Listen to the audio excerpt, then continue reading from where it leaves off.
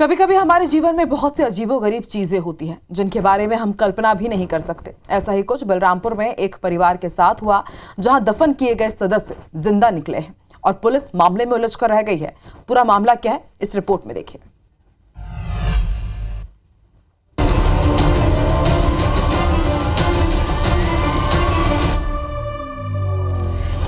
बलरामपुर से एक हैरान कर देने वाली घटना सामने आई है, जहां ग्राम बासेन में साल भर पहले मृत समझकर दफन किए गए सदस्य जिंदा निकले हैं और परिवार के सामने जा पहुंचे, जिससे परिजन खुश हैं तो पुलिस मामले में उलझ कर रह गई है। दरअसल 8 अगस्त 2023 को ग्राम बासेन निवासी अबुल हसन की पत्नी राबिया घरेलू विवाद के चलते अपने 2 बच्चों के साथ घर से निकल गई थी, जिसके 6 दिनों बाद 14 अगस्त को रायगढ़ के ग्राम देहजरी में एक पुलिया के नीचे एक अज्ञात महिला और 2 बच्चों की लाश मिली, जिसकी शिनाख्त के बाद अबू हसन ने उन्हें गृह ग्राम बासेन में दफन भी कर दिया। घटना के 1 साल बाद अचानक राबिया अपनी बेटी गुलिस्ता और सीजरा के साथ पति के सामने पहुंच गई और यकीन भी दिलाया।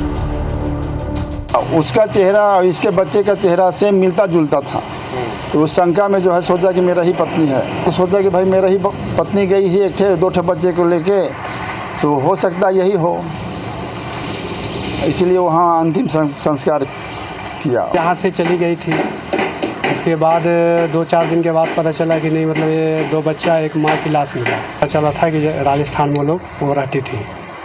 उसके बाद पता चला तो ये चला गया अपना घर, बिहार चला गया। अबुल हसन निवासी बासेन, थाना पास्ता, जिला बलरामपुर से एक व्यक्ति आया और उसने क्लेम किया कि ये जो शव हैं वो उसके परिजनों के हैं, उसकी पत्नी और उसके बच्चे के।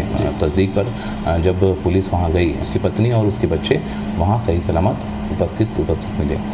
शव की पहचान में हुई गलती को लेकर रायगढ़ पुलिस का कहना है कि अबू हसन घटना के बाद सदमे में था, उसने गलत शवों की शिनाख्त कर ली थी। तो ये बताया गया कि उस समय जो उसका पति था उसकी स्थिति अच्छी नहीं थी, जो मना स्थिति थी, मना स्थिति उसकी ख़राब थी, बदहवास था और बदहवासी की हालत में उसने जो पत्नी और अपने बच्चों को का होना उसने स्वीकार किया था। फिलहाल मामले को लेकर रायगढ़ पुलिस उलझ गई है और नए सिरे से जांच की बात कह रही है।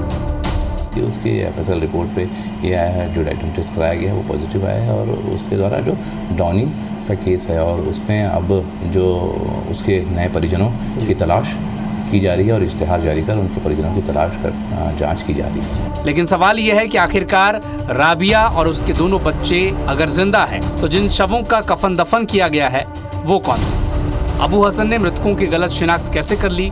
इन तमाम सवालों के जवाब फिलहाल पुलिस के पास नहीं है। अविनाश पाठक, IBC 24, रायगढ़।